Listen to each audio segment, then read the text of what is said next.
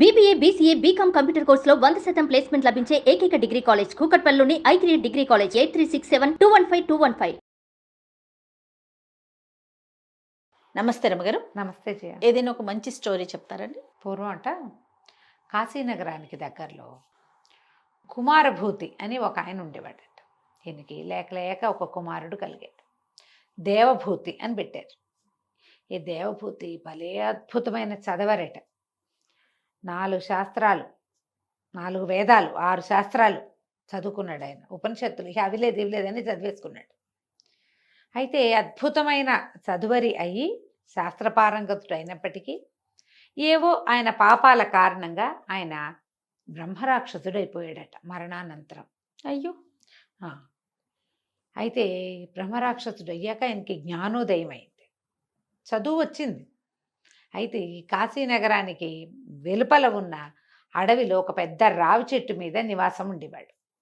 ఏం చేసేవాడు? అక్కడ కూర్చొని రోజు వేద పఠనం చేసేవాడు. ఆ చెట్టు మీద కూర్చుని ఎవరికైనా విద్య నేర్పి ఈ బ్రహ్మరాక్షసత్వాన్ని పోగొట్టుకోవాలనుకున్నాడు.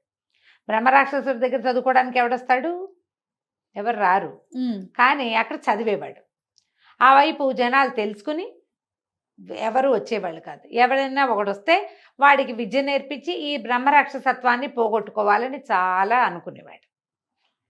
కుదిరేది కాదు. కానీ ఆయన రోజు వేద పఠనం చేసేవాడు. అవన్నీ ప్లస్సే కదా.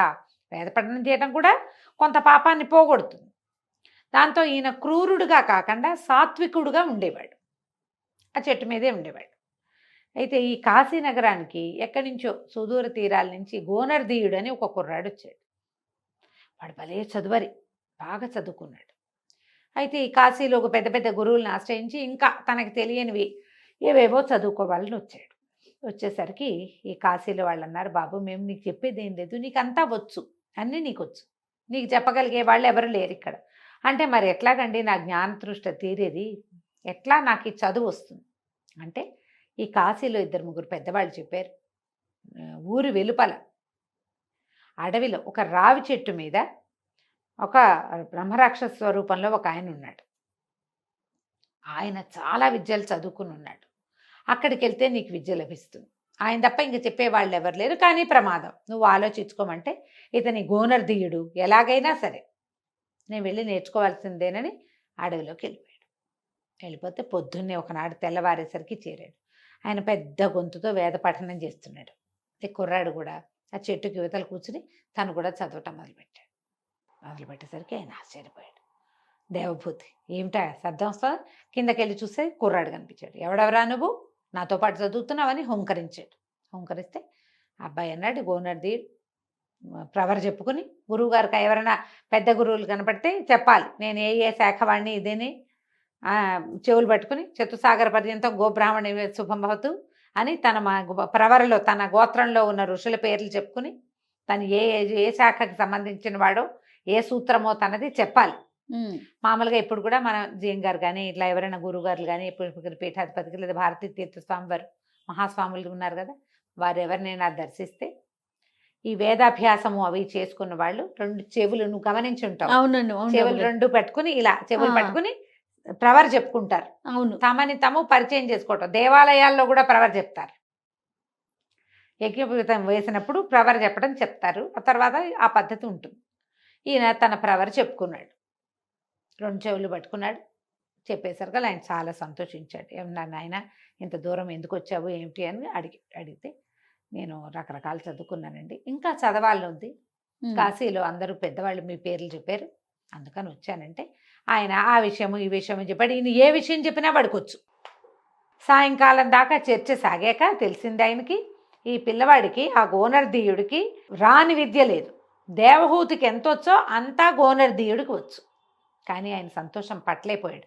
ఎవడైనా ఒకడు నా దగ్గరకు వచ్చి నేను చదువుకుంటా నువ్వు ఏదైనా చెప్పు అని అడగట కంటే ఇంకేం కావాలి? అది అబ్బాయి నీకు నేను విద్యాదానం చేయగలిగింది ఏం లేదు, అంతా నీకొచ్చు, కన్యాదానం చేస్తా, నీ కన్యాదానం చేయించి ఈ బ్రహ్మరాక్షసత్వం నుంచి నేను విముక్తి పొందుతాను అని చెప్పి ఇక్కడికి దగ్గరలో ఈ నగరాలన్నీ దాటక జయపురం అని ఒక నగరం.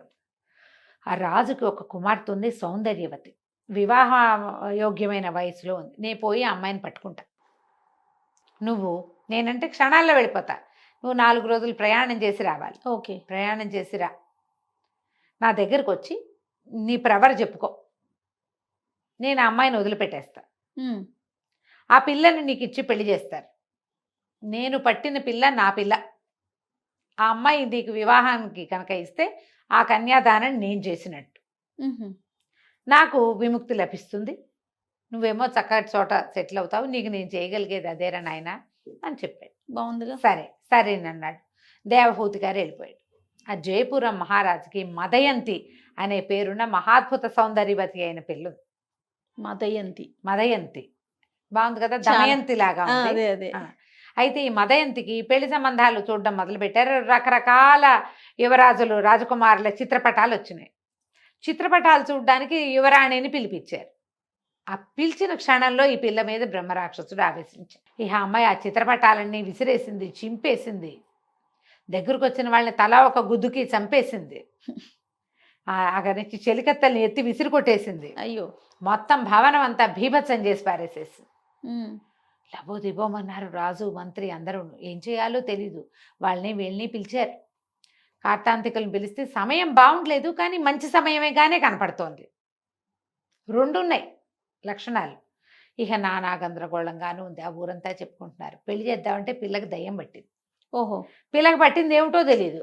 అయితే 2-3 వచ్చినప్పుడు బ్రహ్మరాక్షస మంత్రాలకి పిల్ల ప్రవర్తనలో తేడా వచ్చింది. అంటే ఎవరో బ్రహ్మరాక్షసుడు పట్టాడు. దీన్ని పోగొట్టడం ఎలా? బయటంతా ఇదేశారు, చాటింపు వేయించారు.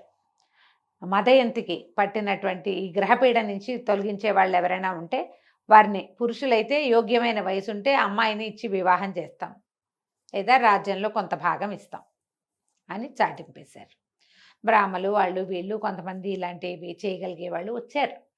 అవల దిగే ఉద్దేశంలో లేడు. హ్మ్. సరే ఏమైంది, ఈ 4-5-6 రోజులు గడిచేసరికి మనవాడి గోనర్ దియుడు వెళ్ళాడు. వెళ్ళి అడిగాడు, నన్ను మహారాజు దగ్గరికి తీసుకెళ్ళండి, అమ్మాయికి ఏదో గ్రహబాధ ఉందని వార్తలు వస్తే నేను విని వచ్చాను, నేను చేయగలను అని. చేయగలనంటే ఈ లోపలికి తీసుకుపోయారు. అది అక్కడ ఉన్న వాళ్ళంతా అన్నారు, వీడు చూస్తే ముక్కుపచ్చలారని కుర్రాడు, 25 ఏళ్ళు కూడా లేవు, చదువుకున్న వాడలే ఉన్నాడు. ఆ అమ్మాయి ఎదురుగుండా వెళ్ళిన వాళ్ళని ఎత్తి విసిరి కొట్టి నేలగేసి కొట్టేస్తుంది, చచ్చిపోతావురా నాయన అంటే, కాదండి నాకు లొంగేది ఏదో నాకు తెలుసు, వివాహం ఉద్దేశం కాదు, ఆయన ఈ పట్టిన వాడిని వదిలించడమే నా ఉద్దేశం. లోపలికి వెళ్ళి దండం పెట్టేసరికల్లా అమ్మని గడు హుంకరిచ్చి గుడ్లు రూతుంది రాజకుమార్తె. అప్పుడు ఈయన సంస్కృతంలో వాక్యంలో శ్లోకంలో ఒక ఇది చెప్పాడు, అయ్యా కన్యాదానం చేస్తానన్నావు మహానుభావ దేవభూతి, నీ శిష్యుడైన గోనర్దీయుణ్ణి నేను, నీతోటి దానం పుచ్చుకోవడానికి వచ్చాను అని చెప్పాడు. చెప్పేసరికి వెంటనే అర్థమైపోయింది ఆయనకి. అమ్మాయిని వదిలిపెట్టేశాడు. ఓహో. వదిలేసేస్తే రాజకుమార్తె కింద పడిపోయింది. ఈయన పోయి దేవహూతి అక్కడున్న ఒక పటంలో చేరిపోయాడట. వివాహం అయ్యేదాకా ఆయనకి విముక్తి లేదు. ఈ కింద పడిపోయింది పెళ్లి రాజకుమార్తె లేచి కూర్చుంది, అమాయకంగా చూస్తుంది అటు ఇటు. ఏం జరిగింది? అటు ఇటు బయట కింద ఉన్న వాళ్ళంతా అమ్మో పిల్ల మామూలు అయిపోయింది కేకలు పెట్టారు. కొంతమంది దాసీలు వాళ్ళు వీళ్ళు వచ్చి ఏమిటి లేవనెత్తి, అంత పెద్ద ఆవేశం వచ్చిన మనుషులు ఎలా అయితే దిగనాసిలిపోయి వీక్గా అయిపోతారు. బోళ్ళని సకలోపచారాలు శైత్యోపచారాలు చేసి అమ్మాయికి తినడానికి తాగడానికి ఇచ్చి సరే కాస్త శాంతం చేసి ఎట్లా కొట్లా సరి చేశారు. రాజుగారు ఆశ్చర్యపోయాడు, మళ్ళీ వాడు నాయన ఎవరు నువ్వు ఏమిటంటే, నేను ఫలానా వాడిని ఫలానా శాఖ గోనర్దీయుడు, క్షత్రియ కన్యని బ్రాహ్మలు వివాహం చేసుకోవటం ఉన్నది ఆ రోజుల్లో. మరి లెక్క ప్రకారం వీళ్ళు ఏం చెప్పింది ఏమిటి, యోగ్యమైన వయసు ఉంటే వివాహం చేస్తా ఉన్నారు కదా. పిల్లకి 18 ఏళ్ళు 17 ఏళ్ళు ఉన్నాయి, ఇతను 25 ఏళ్ళు లోపు. యువకుడు బాగున్నాడు, పైగా చదువుకున్నాడు, ఇంత పని చేశాడు. ఇక్కడ ఉన్న పెద్ద పెద్ద వాళ్ళ వల్ల కాలేదు, దాంతో వివాహాన్ని నిశ్చయం చేశారు. వాళ్ళకి కళ్యాణం అయిపోయిన తర్వాత వివాహం ఎప్పుడైతే కన్యాదానం జరిగిందో ఆ పటం డామ్ అని పగిలిపోయిందట. ఆయన ఆ పటంలో నుంచి ఆయన వెళ్ళిపోయాడు బయట. ఓకే. తర్వాత ఎప్పుడు కూడా కాశీనగరం చుట్టుపక్కల ఉన్న రావి చెట్ల మీద నుంచి వేద పఠనం వినపడలా. ఈయన అక్కడి నుంచి వెళ్ళిపోయాడు అనమాట. ఆయనకి విముక్తి లభించింది. ఎప్పుడు కూడా ఎంత చదువుకున్నా పాపకార్యాలు చేస్తే మన చదువు మనని రక్షిస్తుందని అనుకోకూడదు. చదువే పాపం కర్మే. పాపకర్మలు పాపకర్మలుగానే ఉంటాయి, చెయ్యకూడదు. పూజలు చేసేవాళ్ళు, వ్రతాలు చేసేవాళ్ళు కూడా మేము పూజ అవును. చేస్తున్నాం కాబట్టి అంటే పూజ చేస్తే నీకు ప్లస్ అవుతుంది, కానీ కర్మలు మైనస్ అవుతాయని నమ్మకూడదు. ఎస్. చెడు కర్మ చేయనే కూడదు. దాన్ని పోగొట్టుకోవటం కష్టం, దాన్ని అనుభవించే పోగొట్టుకోగలుగుతాం. పుణ్యం ఊరికే ఖర్చు అయిపోతుంది. ఎవరికైనా బదలాయించవచ్చు మన పుణ్యాన్ని, పాపాన్ని బదలాయింపు కుదరదు, ఎవరు పుచ్చుకోరు దాన్ని, నువ్వు ఇవ్వలేవు కూడా. అందుకని జాగ్రత్త పడాలని ఇలాంటి కథలు చెప్తారు. అద్భుతంగా ఉందండి. నమస్తే. నమస్తే జయ.